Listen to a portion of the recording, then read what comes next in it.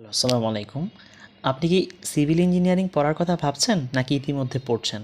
তাহলে এই ভিডিওটি আপনার জন্য।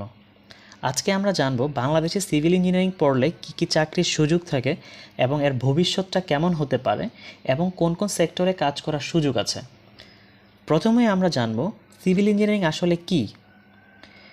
সিভিল ইঞ্জিনিয়ারিংটা হলো এটা একটা প্রাচীন এবং গুরুত্বপূর্ণ ইঞ্জিনিয়ারিং শাখা, যেখানে রাস্তাঘাট, বিল্ডিং, ব্রিজ, ড্রেনেজ, বাঁধ ইত্যাদি গঠন, ডিজাইন এবং রক্ষণাবেক্ষণের কাজ শেখানো হয়। এক কথায় আমাদের চারপাশে গঠনমূলক অবকাঠামো তৈরির কারিগর হচ্ছে সিভিল ইঞ্জিনিয়াররা। এখন আমরা আলোচনা করব সিভিল ইঞ্জিনিয়ারিংয়ের প্রধান শাখাসমূহ। স্ট্রাকচারাল ইঞ্জিনিয়ারিং, তাদের কাজ হচ্ছে ভবন ও ব্রিজের মতো কাঠামোর ডিজাইন ও বিশ্লেষণ করা। জিওটেকনিক্যাল ইঞ্জিনিয়ারিং, যাদের কাজ হচ্ছে মাটি, পাথর ও ভিত্তি নিয়ে কাজ করা। ট্রান্সপোর্টেশন ইঞ্জিনিয়ারিং, যাদের কাজ হচ্ছে সড়ক, রেল, বিমানবন্দর ইত্যাদি যোগাযোগ ব্যবস্থা নিয়ে পরিকল্পনা ও নির্মাণ করা। ওয়াটার রিসোর্স ইঞ্জিনিয়ারিং, তাদের কাজ হচ্ছে পানি সরবরাহ, ড্রেনেজ, বন্যা নিয়ন্ত্রণ নিয়ে কাজ করা।